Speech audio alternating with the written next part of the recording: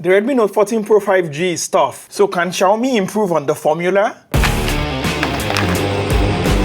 This is the Redmi Note 15 Pro 5G, and today I'm not going to be telling you about specs or reading the spec sheets to you. Instead, I'm going to be telling you if you should actually care about the upgrade, if you have the old model here, or if you just want to check out the Redmi Note 15 Pro 5G and you want to know, is this phone good enough? I'm Captain Awesome, this is Geekception. Let's get started.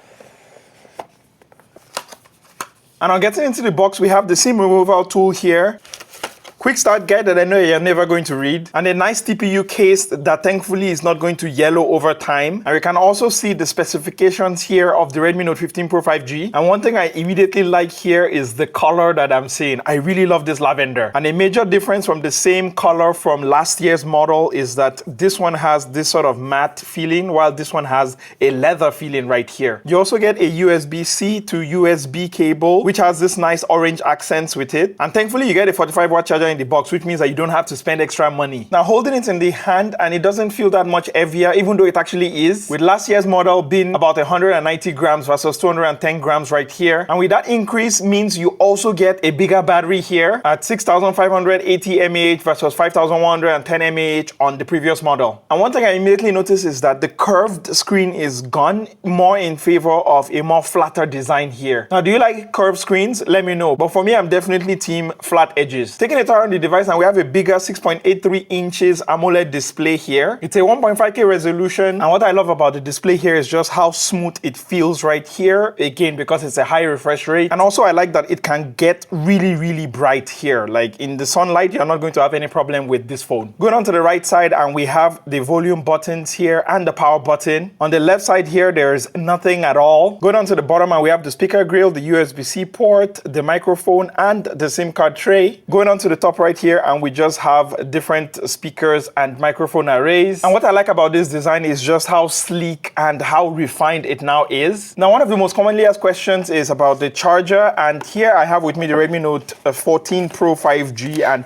it also comes with a 45-watt charger, so you're getting the exact same charger on both these two devices. Now here I have an overhead shot of both phones. Can you tell which one is which? Let me know in the comments down there below, so leave left or right. And on the left here we have the Redmi Note 15 Pro 5G, while on the right here we have the 14 Note Pro 5G. It's such a long name. Anyway, you get the point. And one of the major differences I'm noticing is in the refinements, most definitely around the edges right here. The camera island, not so much. They look pretty similar here. But also if we go to the bottom right here, again, because now there's no longer that curve, so you just get a more flatter design, which I love. But if you are someone who likes that curved display, well, curved no more. Not only that, I have heard that this new model here also has way more certifications than I would love to count. This one last year was one where you could drop it, and in fact I dropped it a lot and it was okay, which was very shocking to me.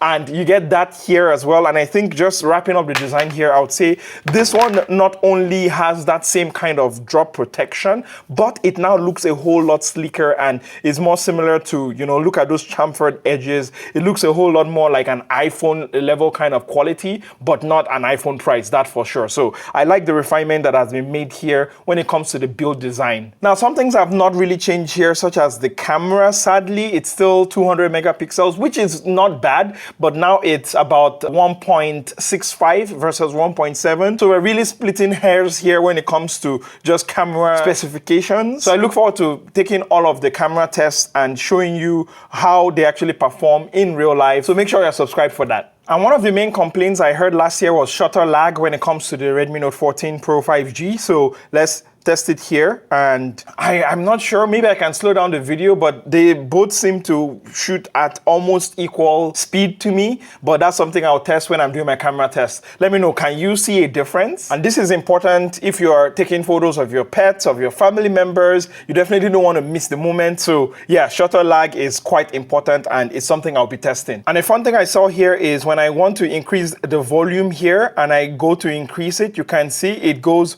all the way up to 400%. Let me just bring down the screen brightness there. You can see that it goes all the way to 400%, which is actually the first for any Xiaomi device. Now, if I compare that to last year's model, you can see there is no extra 400% here, but we now get that volume boost. So let's test it, baby.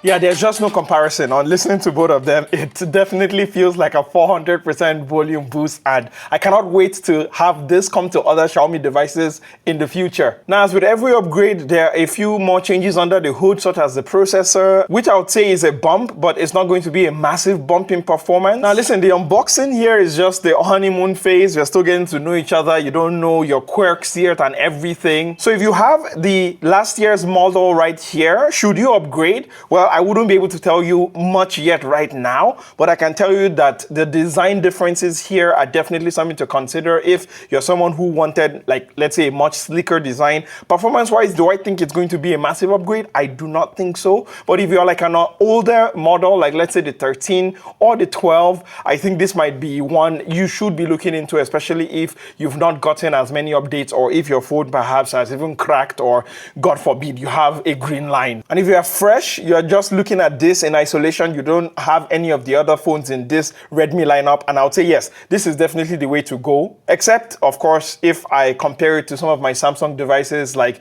the S25 FE and even the A56, which maybe that video will be coming soon. Make sure you subscribe for that. And over the next few days, I'll be using this as my daily driver. I'll be testing it out. I'll be dropping it a lot. So make sure you leave all the questions and comments you have, all the content you want me to make, all of the kind of inquiries you will have about this Redmi Note 15 Pro 5G. It's a long ass name, but let me know all of that in the comments there, and I'll make sure I check on all of them. And that's it. I've been your Captain of Awesome, this Geekception. Make sure you like and subscribe if you like what I'm doing here. Support me on Patreon or YouTube memberships here if you want to keep this going. And most importantly, text me when you get home so I know you got home safe, and I'll catch you in the next one. Don't forget to stay awesome.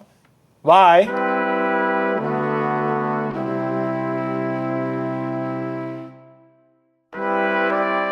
And thank you for making it all the way to the end of the video. Now I think I've returned the phone quite a while ago, but I shot like a bunch of videos, so I'm excited about that. And next is also just, I might be putting together an eGPU setup, which thankfully I've been able to secure like an actual GPU.